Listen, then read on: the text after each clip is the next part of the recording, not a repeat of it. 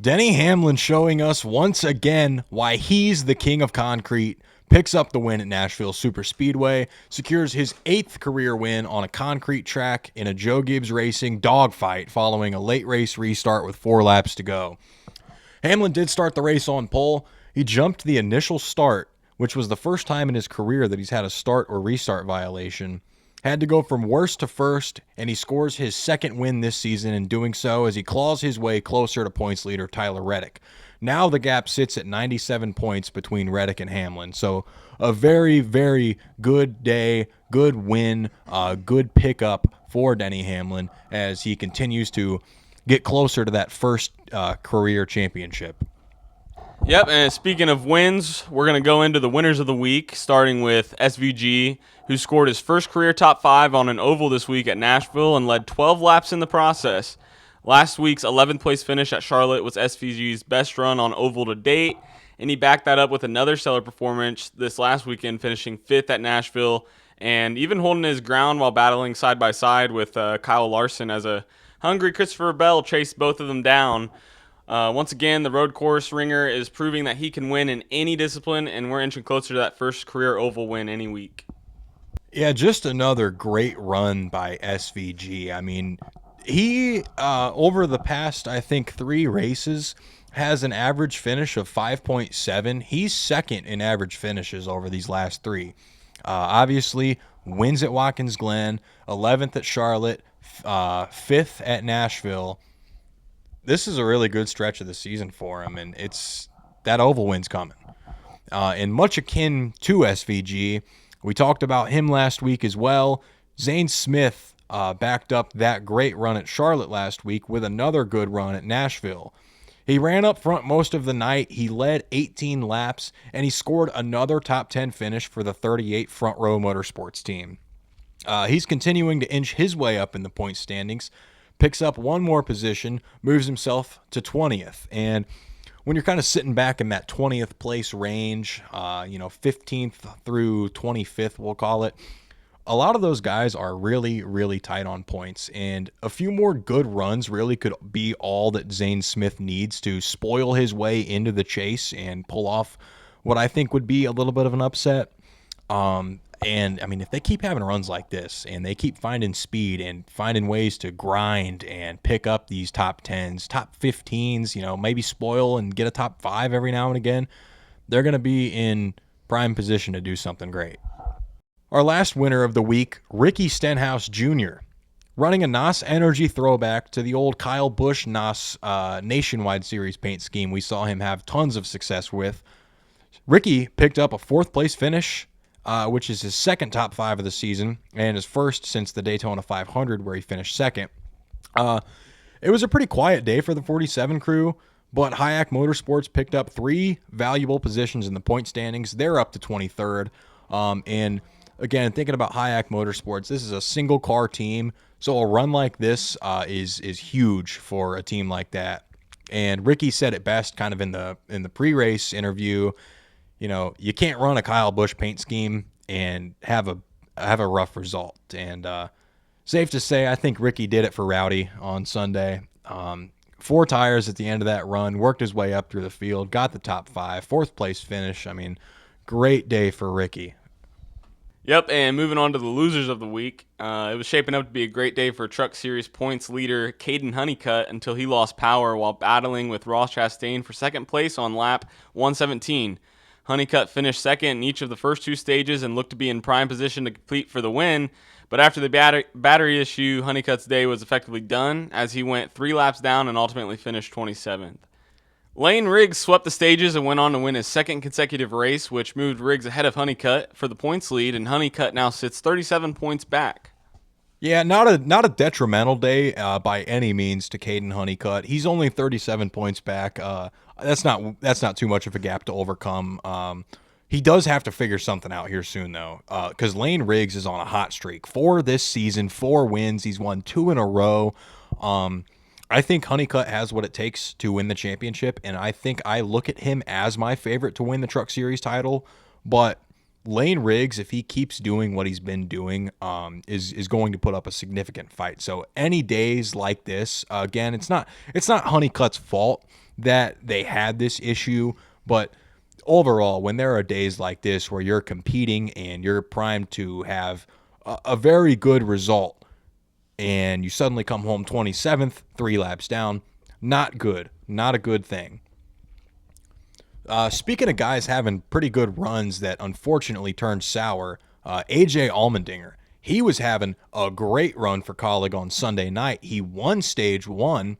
He was battling for a top 5 near the end of stage 2, but that all ended on lap 173 as AJ Allmendinger's brake rotor exploded, sent him hard into the outside wall, and ending what was going to be a fantastic day early.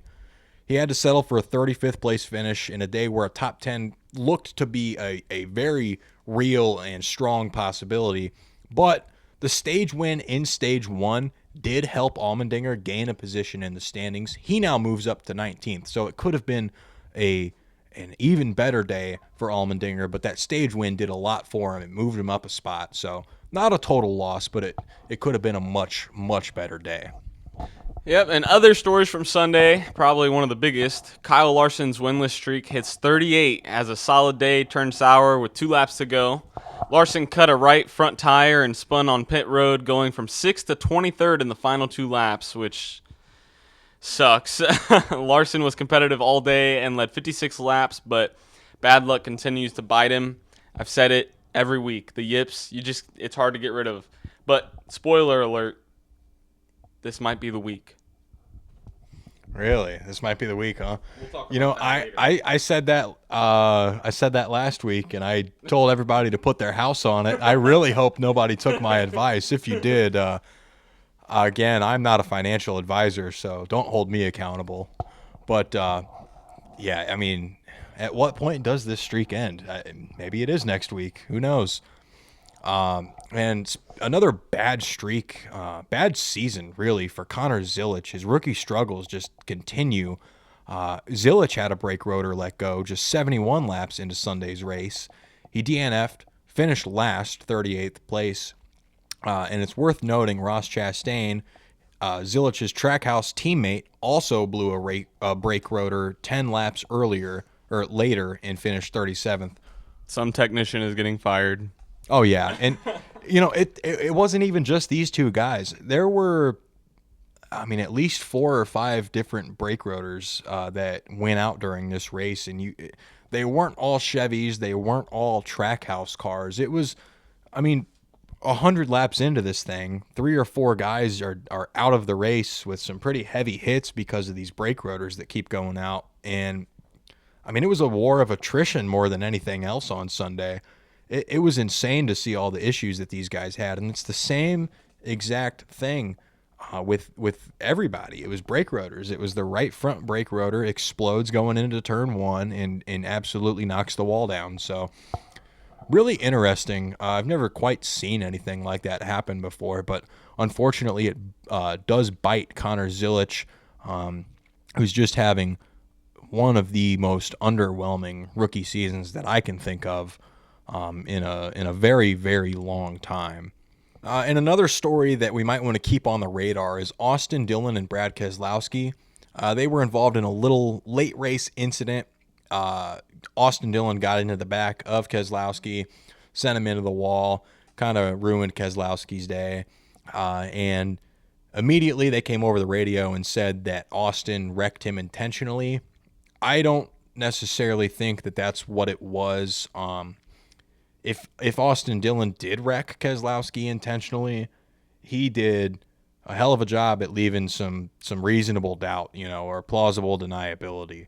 I think it was just a racing accident, but Keselowski had time to sit down, kind of calm down, get his thoughts together, and watch the replay. And after the race, after he was out of the care center, he pretty much doubled down on the fact that he thought Austin Dillon did it intentionally. So something to keep an eye on over these next couple of weeks. Maybe a little bit of a beef starting to brew there. Who knows? I don't think that it was intentional by any means, but Keselowski definitely does. So we'll be keeping an eye on that.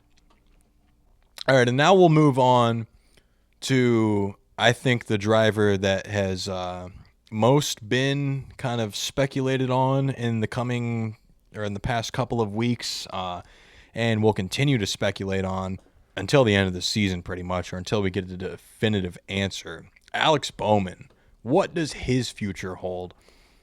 You know, we saw in the rain delay before Sunday's Cracker Barrel 400, the Amazon Prime team brought Alex Bowman up on the podium for an interview. And a lot of that interview they spent talking about Bowman's vertigo and how he's battled, back issues from it. And we learned from Alex that the vertigo is caused by his back injury from this 2023 sprint car incident at 34 Raceway in Iowa. Of course, he suffered a fractured vertebrae, and he ended up missing 4 NASCAR Cup Series races. And Bowman came into this interview and said, he is as close to 100% as he's going to get. And he talked about how he did physical therapy to try to get his nervous system calmed down. Just going back and watching that interview, it made me feel ever more so confident that this more than likely will be Bowman's last season. And again, he hasn't come out and flat out said that he's retiring. He hasn't come out and said that this is his last season, but with all the speculation going on and the way that we heard him talk about this injury and the things that he said, it just makes me, again, believe that the rumor definitely holds a little bit of weight. He later said in that interview that he had been doing physical therapy since before COTA and even into the season before the Daytona 500. He told Mark Martin that he's got a list of lingering pains that still persist, and he still does physical therapy almost daily. And, again, we've been speculating on his future for quite some time, but the tone of his interview and the broad outlook on his injuries that still bother him to this day makes me believe that it's all the more likely that he will be retiring after this season. Yeah, I feel like anytime that you see athletes start really speaking publicly about all the injuries and PT and just the struggles of recovery, I think whenever you hear that from athletes, it's almost like they're preparing fans for a coming retirement. Like, I remember, not to keep bringing other sports into it, but I remember, like, when Drew Brees was going to retire, or when he did retire, I can remember thinking the whole season prior, all the conversations about his shoulder and his back and just stuff like that. So I definitely, watching that interview, I kind of got the same vibe that maybe intentional or unintentional, it seems like he is trying to soften that blow if he does make the decision. Because he's still young. He's 33 years old. So, I mean, it's, I don't know. But definitely seems like maybe he's at the very least, considering it and thinking about it. And as we speculate on one driver's future potentially getting out of the sport, I do want to bring up another driver who is just getting started in the sport, Cletus McFarland, who ran his second career O'Reilly Series race in Saturday's Sports Illustrated Resorts 250 at Nashville, and he did so with a lot of noise surrounding him. About 40 laps into the run, he was on the tail end of the lead lap as his teammate Jesse Love was leading, and Love decided to cut McFarland a break and tried to let him stay on the lead lap. He had such a huge gap to second place that he could have easily, let Cletus stay on the lead lap, and that was going to be the case until about lap 43, where Cletus got loose in front of Jesse Love and fell off the lead lap. A lap later, Cletus was around and spinning off turn 4. He held his own for a while and was making some passes after the fact. They got it situated. He didn't tear the car up, but he did spin again coming to pit road under green later in the race for a green flag pit stop. I like Cletus McFarland. He's a good personality for the sport. He brings a very big following, and you can just kind of tell that he wants to do this. He's got a drive. He's got a passion for cars, for racing, for the excitement of it. But we did have a few questions a few weeks ago about the approval process, and I think that this is a guy that is a prime example.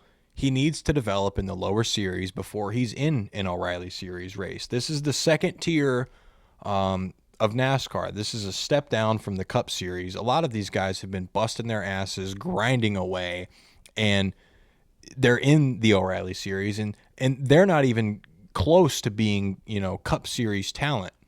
Cletus is a guy that has barely ran a race in any sort of stock car, and he's getting these opportunities in Richard Childress Racing equipment. And I don't want to be the Debbie Downer here. I truly think that he is good for the sport, but he needs to go about it the right way if he's serious about this. He needs to run more of these ARCA races. He needs to dip his toes in the water at a truck race that's not Daytona. Start off small and work your way up. Run a whole ARCA season. Run an entire ARCA season. Start out with some short track truck races or some easier, intermediate truck races, and let's see what happens from there. But in his one Truck Series start at Daytona, he kept it straight for 4 laps, spun through the grass, DNF'd. In his 2 O'Reilly Series starts, he spun out and wrecked twice in both of them. This is not a guy that needs to be in this series right now. I think he could get there, but he has got to go back and knock himself down a couple steps on the ladder and do this the right way and get the experience in the cars that are meant for people who are just starting out in stock car racing. You gotta walk before you can run. That's right.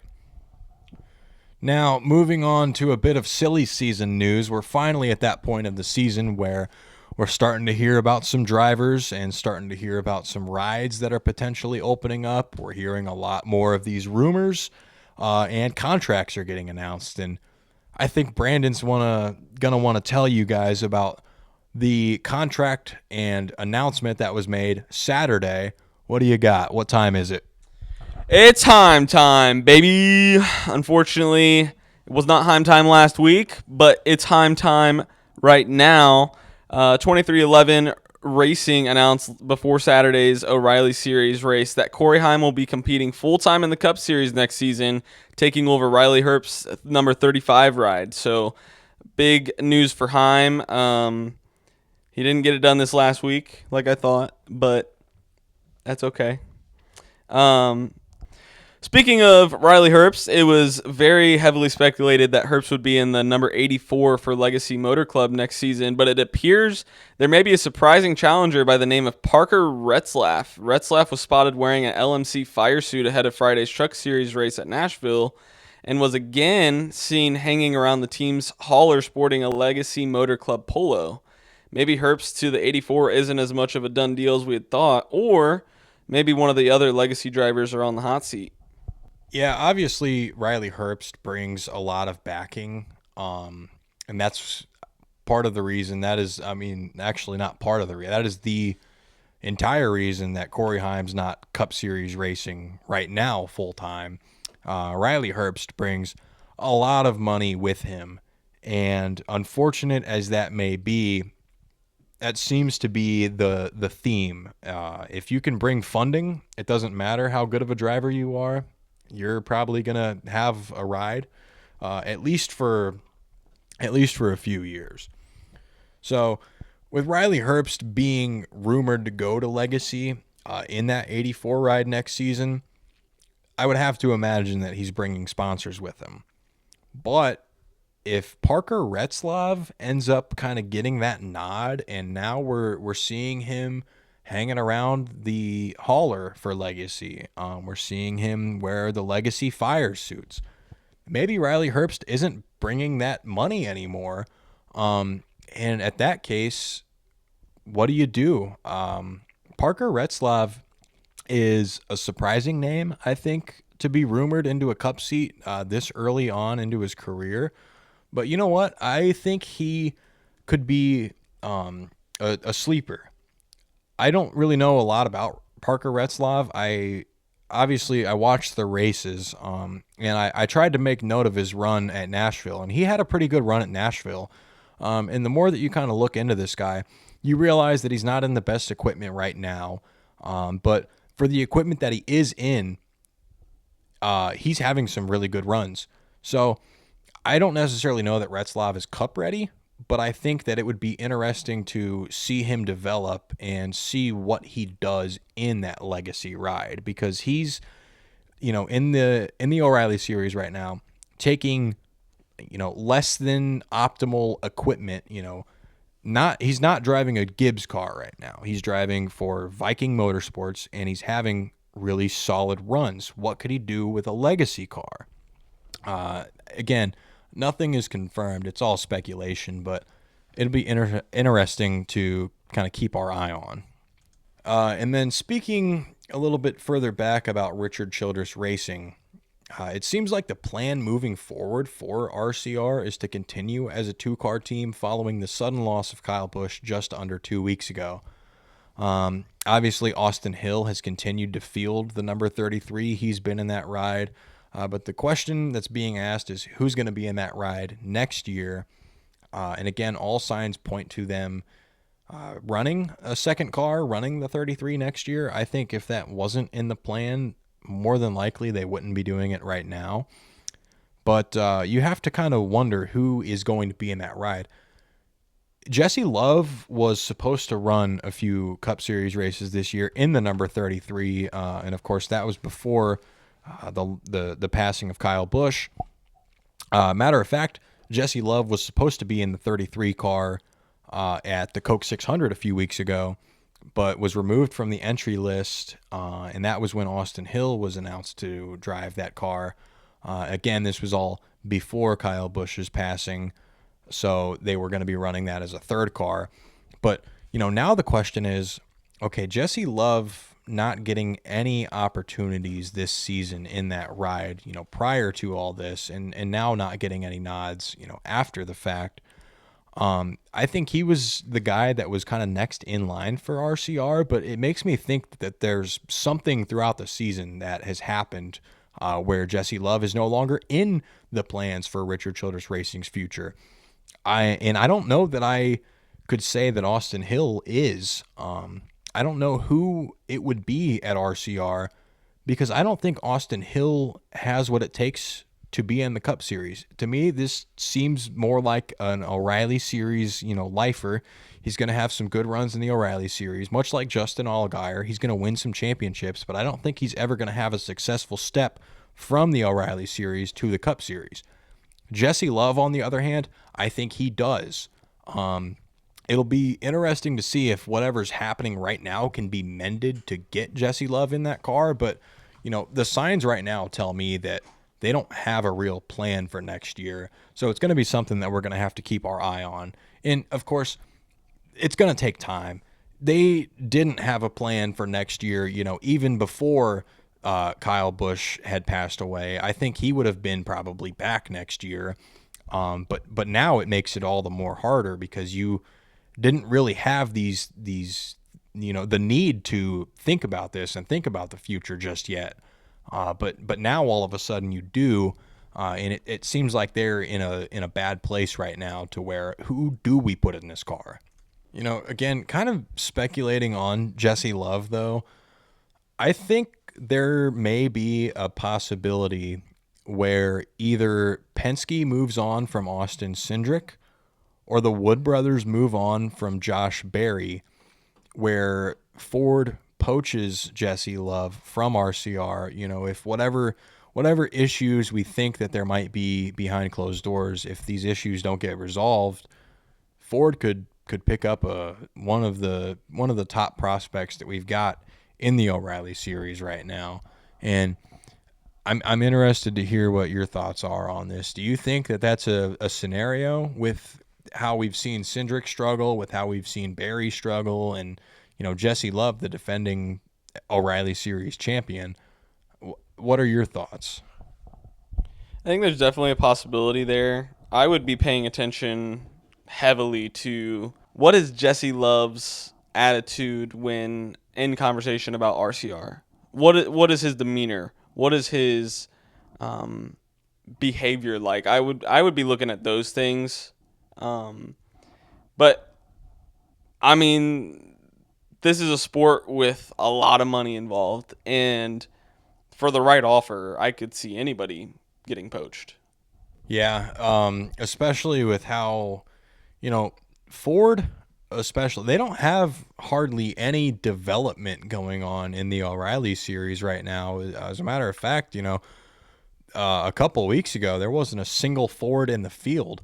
And I'd have to go back and check. I think there may have been one or two Fords that ran at Nashville, but there's no real development program there. So for a lot of the past couple of years, they've been pulling out of the O'Reilly series and letting other teams, letting Toyota develop a driver or letting Chevy develop a driver, and then they'll throw a ton of money at them and poach them away.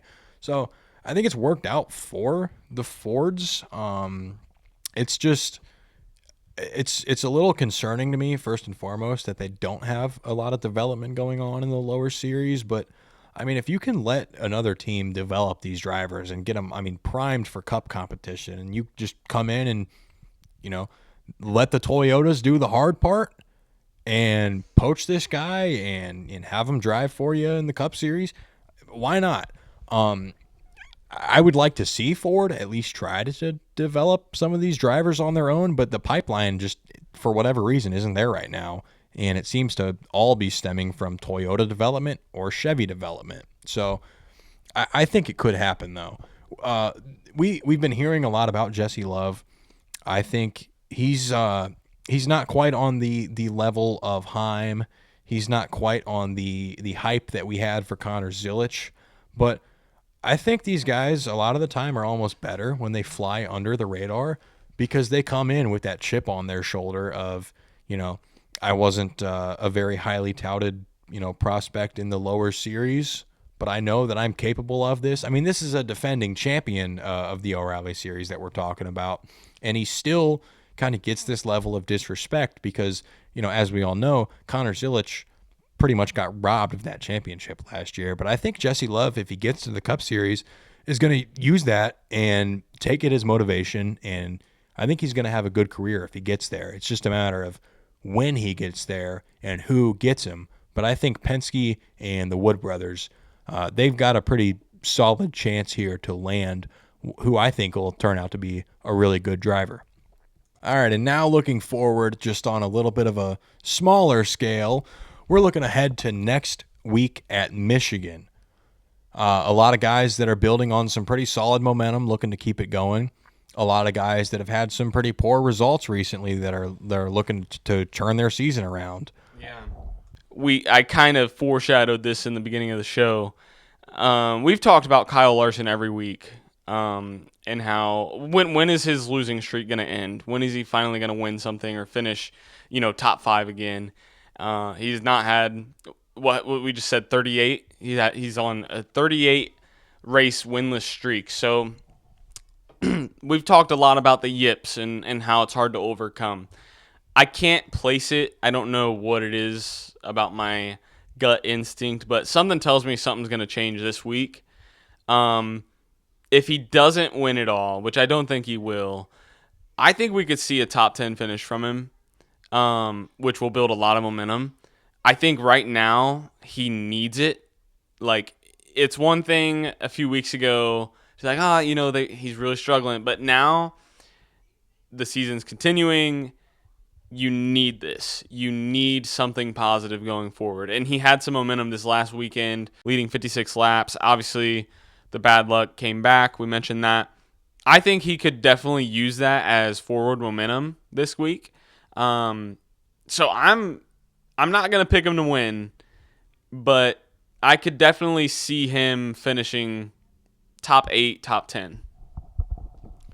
Yeah, and as far as my pick goes this week, I'm in a race pool with a couple of guys, and I had Ryan Blaney sitting in my lap, and I said, this is a great pick. I think this guy could get it done. I had Ty Gibbs. I think he might have a good run. But I was mainly looking at the Fords. Roger Penske has a lot of success at Michigan. The Ford plant, obviously, right down the road. This is almost a home race for the Fords.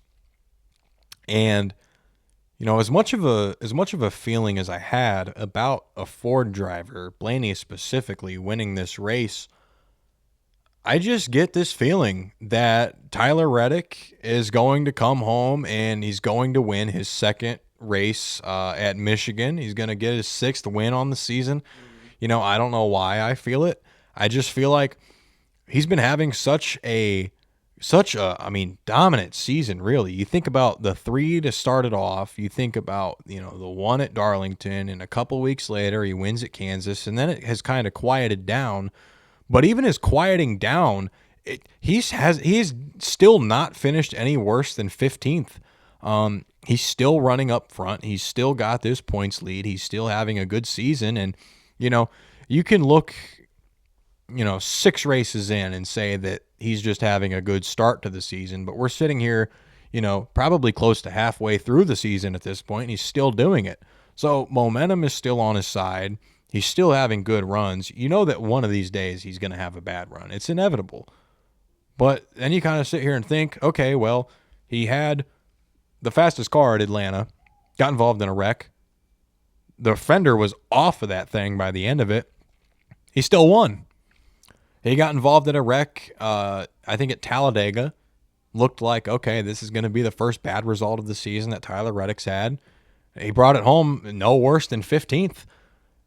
He came home 7th at Nashville on Sunday night, and 100 feet later, he was turned into the outside wall and caved the front end of the car in, but he still brought it home 7th.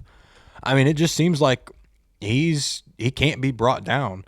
And for whatever reason, I just get this feeling that it's Tyler Reddick's week once again. He's going to answer back to Denny winning that race. He's going to build that points lead back up a little bit, and he's going to pick up his 6th win on the season. I just don't think there's any slowing this guy down, and I think he's getting it done, and I think he's going to do it decidedly. He's not going to just come out here and kind of pace around and get himself in a good position with 30 to go. He has yet to win a stage this year. I think that changes. I think he dominates this race from the pole. I'm going to call that now. Tyler Reddick will win the pole for this race, and he's going to get it done, and that's just all there is to it. Yeah, I think I'm going to have to agree. It's funny enough, the two names that came to mind as you started talking was Ty Gibbs and Tyler Reddick. Something about ties this week, man. Yeah, I'm going to go Tyler Reddick to win. Like you said, he's been dominant all season. I think he's going to be dominant again this week. It just makes sense. I'm going to be rooting for Kyle Larson, though. I'm not a huge Kyle Larson fan, but I don't know. Something is telling me that he's going to start getting some momentum this week, which he desperately needs. So. Yeah, we're definitely going to be tuning into this week with a lot of excitement and anticipation. I'm rooting for a Tyler Reddick win. I think that's what's going to happen. So I'm always going to be excited about that possibility. But I want to give a quick shout out to the Amazon Prime team and the coverage that they have had of these first 2 races of their coverage, their portion of the schedule. They're doing a phenomenal job. And I would really like to see Amazon Prime get more races. You watch a Fox broadcast. It's 9 laps and then a commercial, 9 laps and then a commercial. The announcers don't know what's going on half of the time. We don't really get much of a pre-race show. We don't really get much of a post-race show. They're missing, clips of incidents that are happening. They're missing, battles for the lead. They're missing battles all over the track. Amazon Prime has done the exact opposite. We're seeing everything. The audio is great. They're showing us these really cool graphs and statistics and, just finding ways to make the broadcast a hell of a lot better. And it's very, very, very noticeable. When we started having these guys with brake rotor issues, they were taking cameras into the garage and we were seeing the damage on these cars and we were seeing how they're going about fixing them and what exactly this brake rotor, looks like when it does explode. And that's something that we would have never got from Fox. So I commend the Amazon Prime team for what they're doing. And I understand that it does suck to not have these races on cable or, on channels that most people can get. But, as much as we hate to say it, subscription services are the way of the future. And I have to at least give props to Prime for doing it right. I would gladly pay the subscription to watch a full season of Prime. Their coverage is just that good. And I think it's really good for the sport that we have great TV coverage as we look to kind of bring some more people back into the sport. Yeah, and Prime's had a lot of really good broadcasting all over the sports world recently. I feel like they started out when they first got into sports broadcasting. It was pretty rough. I don't think anybody liked them, but I've honestly come to enjoy Prime shows. But I will say this: the thing that I just kind of I hate how everything is going to streaming. I do, but Anthony's right. Streaming is the future. But one defense I will say, or I guess one argument for it, Prime out of all of the streaming services is probably the best one and the one that's most worth it, in my opinion. I wish the NFL, I wish they just had all the rights to the NFL broadcasting, because when you get Prime, when you have a subscription through them, unless they've changed it, you not only get Prime Video with all kinds of shows, all kinds of movies, all that jazz, but you also get pretty much all of their live broadcasting from NBA, NFL, and MLB. And if you could get that from NASCAR, which it sounds like is the case, I don't know. To me, that sounds like a good deal. And Prime is relatively affordable in this economy, whereas something like YouTube TV is insane. It's insane. So, like, I don't know. I don't want to sit here and defend streaming services, but I mean, I don't know. Prime does really good, and it's pretty affordable. And I think if they could get a broad grasp throughout the sports world, it might be worth it for you to get a Prime subscription. And I feel like most people, I don't want to say most, but a ton of people out there already have Prime shipping. And if you have Prime shipping, then you probably have Prime Video. So, I don't know. That's just kind of my thoughts on the broadcasting side of things.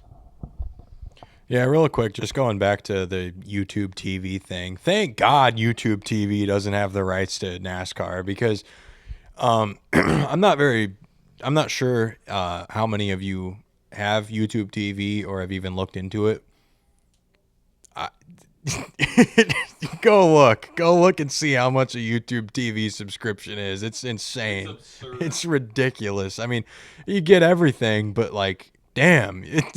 I mean, yeah, it's ridiculous. So at least we're on Prime, and at least it's affordable. But with that being said, plenty of stories to watch out for this Sunday at Michigan. Plenty of speculation about the future, plenty of stories that we're going to have to discuss next week on the Choose, as I will be on vacation.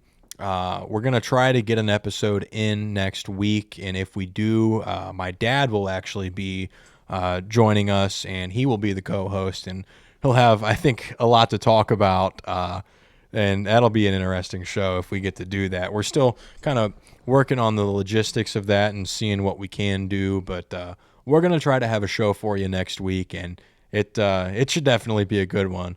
But, again, let us know who your picks are to win this week, anything that you want us to talk about, any speculation that you have. We want to hear some feedback. And real quick, I do want to say we are on Spotify, obviously. We are on YouTube. We are on TikTok. We are on X.com.